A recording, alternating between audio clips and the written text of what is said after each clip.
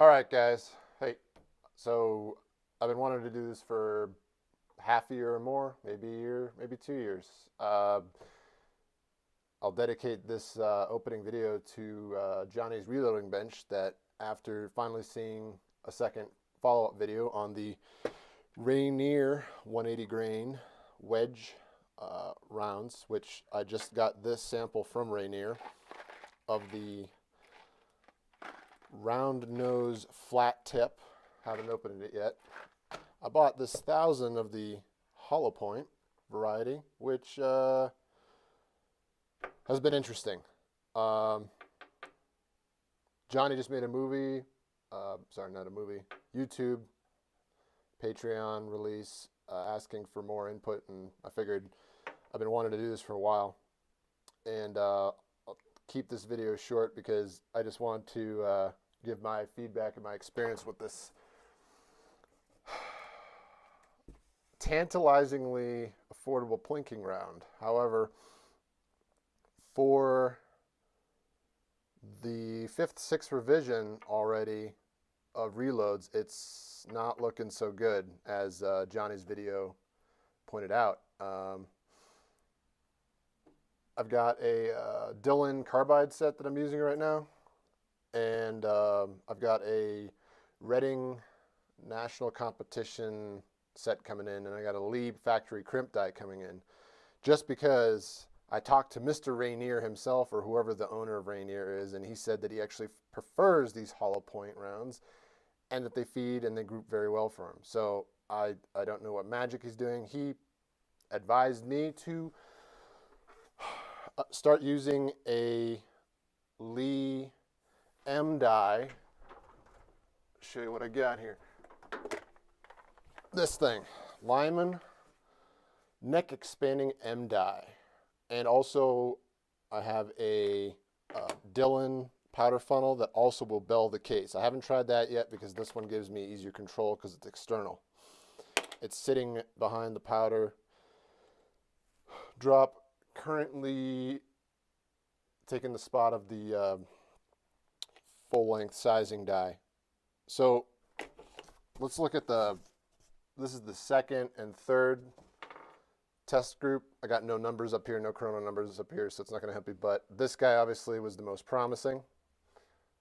So I'll bring up the next iteration of tests. By the way, these are all at 50 yards. These are all shooting a 9-inch 300 AAC MCX Virtus. So I played with overall lengths based off of conversations, YouTube's, Johnny's videos, reviews on Midway, etc. So at 11.4, I hit my sweet spot where I was starting to see these tight groups. But as Johnny said, you'd get some nice shots, and then you get one shot that would just go completely left field, right field, off the damn board, right? So again, all these are 1.950 cartridge overall length, and then I tried 11.4 with 2.000, and it wasn't as tight as over here.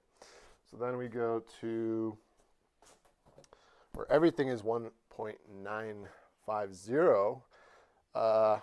Some jackasses decided to light up some stuff, and I pulled this shot, so that was definitely me. But then this shot, I don't know what that is. These were okay, but there's 2 rounds here, and 3 right there, and I mean, it's nothing amazing. Again, 11.4 grains of accurate 1680 using the 180 grain wedge. So I don't know. Finally, yesterday, I did some 6.5 Creedmoor load dev, which I've already got some dialed in stuff, but here we go with some nice high resolution data for you guys. So, group 1, cartridge overall length, 2,000. Overall length, you got 149,800, and it's still varied. It's not consistently that. It's gotten better with the belling, but, I'll maybe do a video with the whole belling thing, but I mean, Johnny's covered a whole bunch of this stuff. Group number 2 was looking promising. Shots 1 and 2, and then 3, 4, and then 5. These guys right there, that's a minute of angle almost. Again, 50 yards, 9-inch 300 AC Vertus suppressed. Using an anchor brake on my hybrid 46 to actually get lab, and I'm using lab radar chrono. So lab radar chrono. And you can see the mean velocities here, so that's 1006, and it's varied. So it was like 45 Fahrenheit, where I've actually seen on warmer days it'll go all the way to freaking 1030, 1040, 1050 on 11.4. And I've also been varying how I'm crimping it, how I'm seating it. So all these might contribute to the varied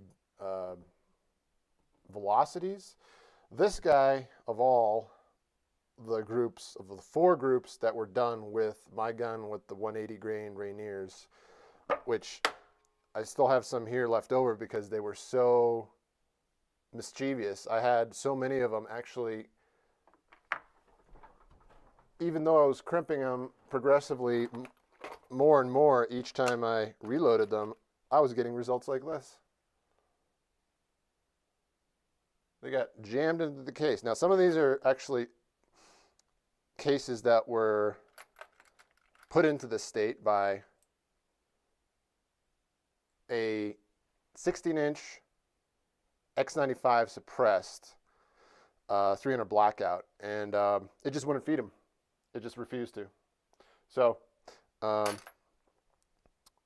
these are Celler and Beloit and Magtech 200 grain subsonics, and they consistently grouped on that platform. And their mean velocities were right here. You can read them. Yeah, so this is, I believe, 1, 2, 3, 4, 5, 6, 7, 8, 9, 10 shots, all using Starline brass, by the way. So Starline brass, and the previous tests have all been Starline brass, 300 Blackout. And then this one was a mixed Hornady and CBC Magtech smorgasbord, and they weren't as consistent in the lengths, which might have contributed to the point of impact being different from this guy, where these two were closer in relationship than this guy, and then this guy also was slightly more because this was also Starline. So yeah, I'm gonna see if I can get this all edited up and posted, and maybe help out Johnny with what I've got. And then if Johnny wants to contact me, I've got more information coming in as I'm testing. I'll load up the solid points, or the flat points instead of the hollow points, and see if I get any better data. But magazines being used are, you got Magtech Gen 2s, 30 rounders. Then you got Lancer Advanced Warfighter 5s, the 30 rounders, and the 20 rounders. And those seem to feed slightly better than the Magpul Gen 2s. I got a buddy that's offering to let me use some of his Gen 3s for the Magpul, and I might try those as well.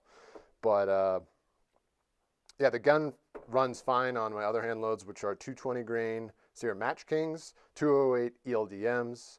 But I'm trying to chase this guy so I can buy 35,000 of these. But until they shoot correctly, that's not going to happen.